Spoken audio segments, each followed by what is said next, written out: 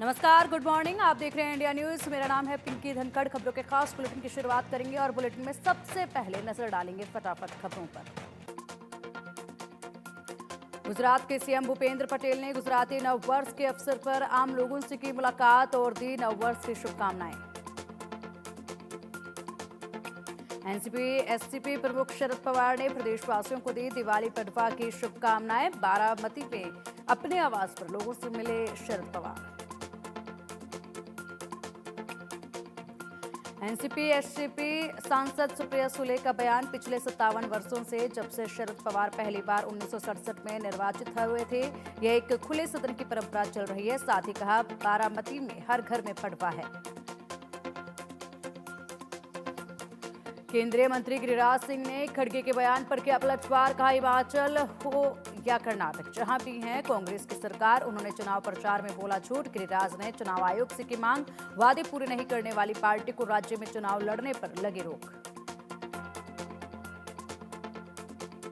BJP नेता किरीट सोमैया का Shiv Sena UBT पर हमला। कहा, उद्धव ठाकरे की शिवसेना के एक नेता ने महिला उम्मीदवार शाइना एनसी पर की आपत्तिजनक टिप्पणी। इसके लिए उन्हें शर्म आनी चाहिए। साथ ही पार्टी प्रमुख उद्धव ठाकरे को देश से माफी भी मांगनी चाहिए।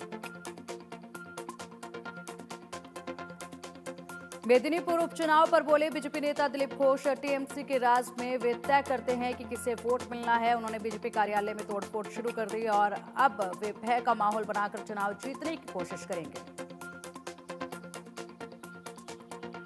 9 नवंबर को आरजीकर रेप मर्डर मामले के 90 दिन हो जाएंगे पूरे। हत्या में जो भी लोग शामिल हैं उनके खिलाफ सीबीआई कार्रवाई करे और सभी आरोपियों की मौत की सजा सुनाई जाए। जूनियर डॉक्टर राजदीप का बयान। जम्मू कश्मीर में सुरक्षा बलों को बड़ी कामयाबी। अनंतनाग एनकाउंटर में 2 आतंकी ढेर। श्रीनगर मुठभेड़ में एक दहशतगर्द मारा गया। कई इलाकों में सर्च ऑपरेशन जारी। जम्मू कश्मीर में आतंकी हमलों पर फारूक अब्दुल्ला का सवाल। पूछा, आतंकी वारदातों के पीछे कोई एजेंसी तो नहीं। बीजेपी प्रदेश अध्यक्ष रविंद्र रैना का पलटवार। का फारूक को पता है पाकिस्तान भेजता है आतंकी।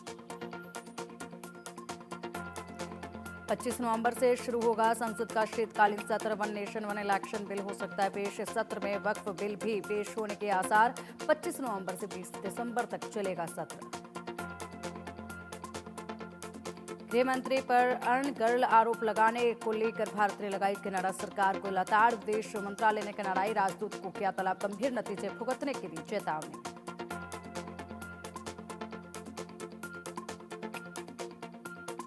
सांसद पप्पू यादव को धमकी देने वाला आरोपी गिरफ्तार। पुलिस ने आरोपी महेश पांडे को दिल्ली से पकड़ा। आरोपी से मोबाइल सिम कार्ड की भी बरामद। दुबई के नंबर से दी थी पप्पू यादव को धमकी।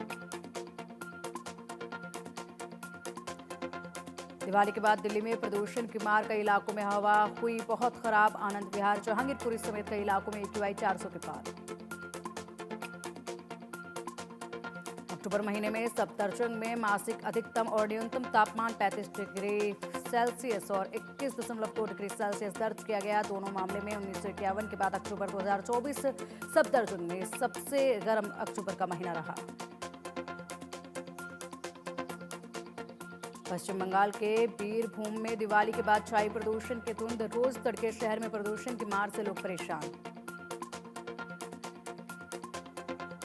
दिवाली के बाद मुंबई में भी हवा की क्वालिटी हुई खराब। प्रदूषण से छा गई धुंध और दिन में रात जैसा देखने को मिला नजारा।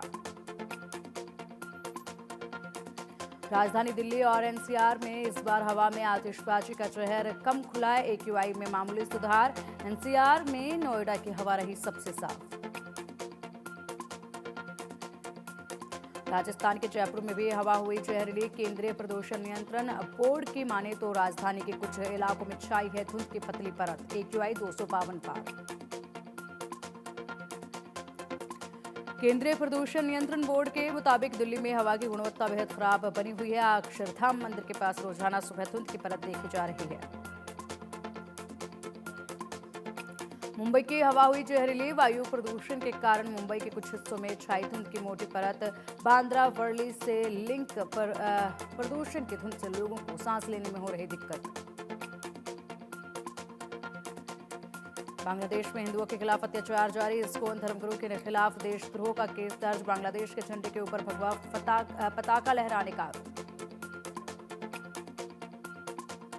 अबू धाबी के बीएपीएस हिंदू मंदिर में दिवाली का त्योहार मनाया गया। वहां हजारों की संख्या में लोग मंदिर में जुटे। लोगों ने पूजा अर्चना की और दीप जलाकर दिवाली मनाई।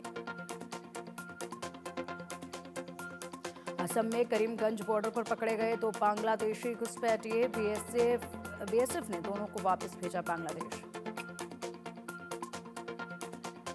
पाकिस्तान में चीनी राजदूत के बयान से बचा बवाल। जियांग ने कहा, चीनियों पर पाकिस्तान में हमले नहीं होंगे बर्दाश्त। शहबाज सरकार ने राजदूत के बयान को कहा आश्चर्यजनक। स्पेन में भारी बारिश के बाद जल प्रलय जैसा संकट। बाढ़ बारिश के कारण अब तक 200 से ज्यादा लोगों की हुई मौत। पूरा देश हुआ पानी पानी।